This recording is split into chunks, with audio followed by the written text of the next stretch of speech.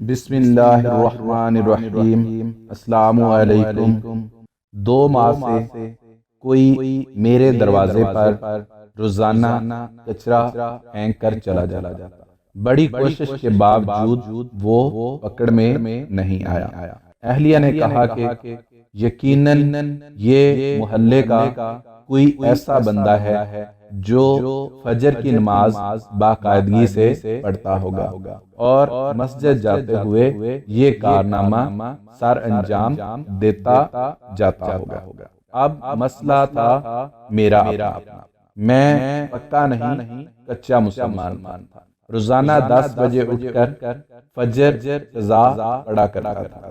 20 دن پہلے میں نے اہلیہ سے فجر میں اٹھانے کا کہا تو اہلیہ حیران کہ یہ آج سورج مشرق کی بجائے مغرب سے کیسے نکل رہا ہے۔ خیر انہوں نے مجھے اگلے روز فجر کے وقت اٹھا دیا۔ میں نے اٹھتے ہی کھڑکی سے نیچے جھانک کر دیکھا تو دروازے پر کچرا موجود نہیں تھا۔ فٹافٹ وضو کیا، کھڑکی کے پاس ہی مصلی بچھایا اور 2 رکعت سنت پڑھ کر پھر سے جھانک کر دیکھا تو کچرا دروازے پر پڑا میرا منہ چڑھا رہا تھا۔ خیر پھر 2 رکعت فرض پڑھ کر دوبارہ سو گیا۔ اگلے دن سنت کی بجائے فرض پڑھتے کچرا پھینک دیا گیا۔ 4 دن اسی طرح گزر گئے لیکن کچرا پھینکنے والے کو پکڑ نہیں پایا۔ 5ویں دن اہلیہ کہنے لگی ماشاءاللہ آپ اب فجر کی نماز پڑھنے لگے ہیں تو مسجد میں باجماعت نماز پڑھ لیا کیجیے۔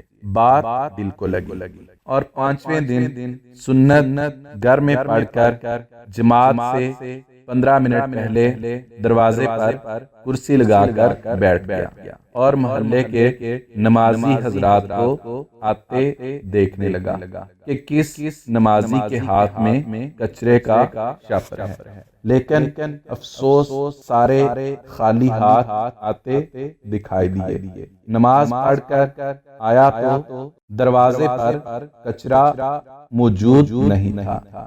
1 ہفتے مسلسل پابندی سے باجماعت نماز پڑھنے کے بعد میں نے اہلیہ سے کہا بیگم اب کچرا پھینکنے والا شاید ڈر گیا ہے، جب ہی کچرا نہیں پھینک رہا، اب آپ مجھے فجر کے وقت نہیں اٹھانا۔ اہلیہ کچھ نہیں بولی۔ اگلے دن اہلیہ نے تو مجھے نہیں اٹھایا، البتہ میری خود ہی آنکھ کھل گئی۔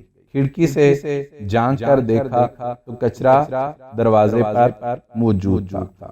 ٹائم دیکھا تو فجر کا وقت تو باقی تھا لیکن جماعت نکل چکی تھی۔ اب اگلے دن پھر وہی معمول تھا۔ 2 ہفتے مسلسل فجر کی نماز باجماعت پڑھتا رہا اور دروازہ صاف ستھرا ملتا رہا۔ 2 ہفتے بعد اب میری جماعت سے فجر کی نماز پڑھنے کی عادت ہو چکی تھی۔ 2 دن پہلے رات کے کھانے میں اس کچرا پھینکنے والے کا ذکر آ گیا۔ میں اسے برا بلا کہنے لگا۔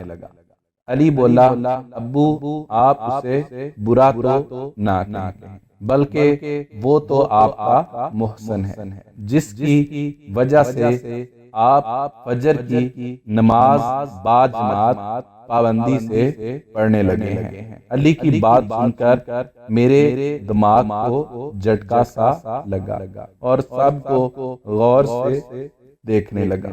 مجھے یوں اپنی طرف دیکھتے ہوئے سارے ہنسنے لگے۔